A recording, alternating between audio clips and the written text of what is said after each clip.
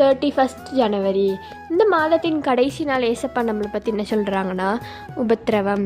உலகத்திலே உங்களுக்கு உபத்திரவம் உண்டு, ஆனாலும் திடன் கொள்ளுங்கள், நான் உலகத்தை ஜெயித்தேன்னு யோவான் 16:33 சொல்லப்பட்டிருக்கு. உலகத்தில் எல்லாருக்குமே உபத்திரவம் உண்டு, கஷ்டம் பாடுகள் எல்லாருக்குமே உண்டு.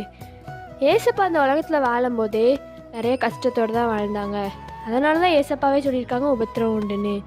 ஆனாலும் நம்ம மனசை தேத்திக்கணும், நம்ம மனசளவில் நம்ம சந்தோஷமாக இருக்கணும், கர்த்தருக்குள்ளே எப்போதுமே சந்தோஷமாக இருக்கணும்.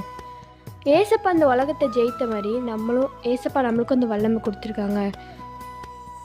இன்றைக்கி யாராவது நீங்கள் கஷ்டத்தோட உபத்திரவத்தோடு இருந்தீங்கன்னா உங்கள்கிட்ட தான் ஏசப்பா சொல்கிறாங்க, நீங்கள் திடன் கொள்ளுங்க, உங்கள் மனசை நீங்களே தேத்திக்கோங்க. ஏசப்பா உலகத்தை ஜெயித்த மாதிரி நம்மளும் ஒரு நாள் ஜெயிப்போம். இன்றைக்கி நீங்கள் ஏசப்பாட்ட என்ன கேட்கணுன்னா, ஏசப்பா இந்த உலகத்தில் எவ்வளோதான் உபத்திரவம் இருந்தாலும் நான் உங்களை விட்டு பிரியக்கூடாது ஏசப்பா, நீங்கள் திறன்கொள்ள எனக்கு பலன் தாங்க ஏசப்பா, நீங்கள் ஜெயித்த மாதிரி எனக்கும் அந்த வல்லமையை தந்திருக்கீங்க, நானும் அதை பயன்படுத்தணும்னு நீங்கள் ஏசப்பாட்ட கேளுங்க. சந்தோஷமாக இருங்க, எதுக்கும் கவலைப்படாதீங்க.